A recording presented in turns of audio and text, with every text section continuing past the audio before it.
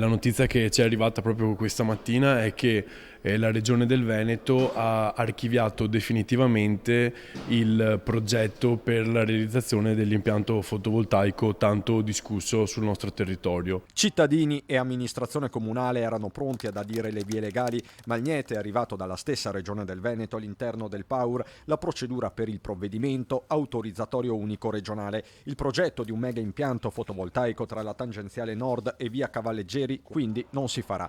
Erano 13.500 i moduli previsti su ben 9 ettari di terreno agricolo. Lo stop è stato causato da motivi tecnici, questo è il contenuto della comunicazione arrivata in comune. La Regione Veneto aveva chiesto un'integrazione di documenti specifici alla ditta proponente, la ditta proponente però non ha depositato questi documenti in tempo e di conseguenza si è avviato, anzi si è concluso con un'archiviazione definitiva. La mobilitazione del territorio era stata generale, solo un mese fa un sit-in aveva riunito l'amministrazione e tutte le forze politiche presenti in consiglio. L'obiettivo comune è evitare il consumo di suolo. Mogliano Veneto non è contraria agli impianti fotovoltaici o all'energia pulita, ma era contraria proprio a quello specifico impianto per le ragioni oggettive che sottolineavano il fatto che un impianto del genere deturpasse una zona importante dal punto di vista paesaggistico e territoriale. Un sospiro di sollievo. Assolutamente sì.